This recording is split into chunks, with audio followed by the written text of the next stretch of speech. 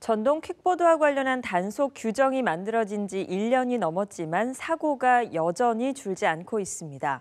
무면허 학생 운전이나 안전모 같은 보호장구 없이 타는 경우가 많은데요. 교육청과 자치경찰위원회 등 관련 기관도 나눠져 있어서 문제를 해결할 컨트롤 타워가 필요하다는 지적이 나오고 있습니다. 보도에 박일국 기자입니다. 횡단보도를 질주하던 전동 퀵보드가 갑자기 나타난 승합차와 충돌합니다. 지난 9월 군포 삼본시장 교차로에서 발생한 이 사고로 전동 퀵보드를 타던 중학생 3명 중 2명이 입원 치료를 받았습니다. 최근 4년 사이 전동 퀵보드 관련 사고는 4배 가까이 늘었습니다.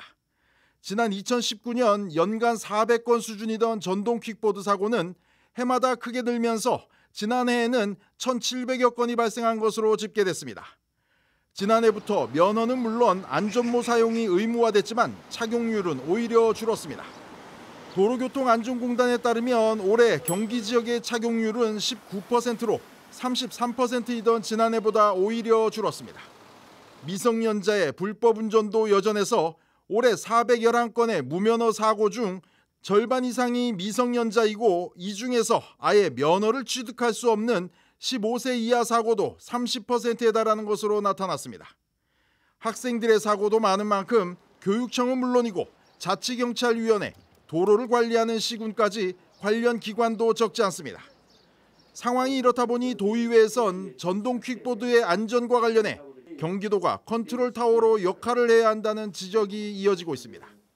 도에서 중점적으로 주도적으로 해야 되고 교육청과 경찰위원회는 협조 차원에서 이렇게 좀 풀어간다면 31개 시군과 연계해서 잘 검토하면 충분히 그런 문제는 많이 최소화되고 시민의 불편 사항도 줄어들 거라고 보고. 지난해 경기도가 발표한 전동 킥보드 주차장도 실효성 등의 의문이 제기되고 있어서 재검토가 필요하다는 지적이 나오고 있습니다.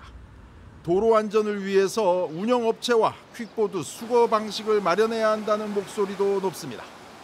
한편 지난 2019년에 제정된 경기도 개인 이동장치 안전조례는 전동 퀵보드 이용 안전과 여건 개선을 경기도지사의 책무로 규정하고 있습니다. BTV 뉴스 박일국입니다.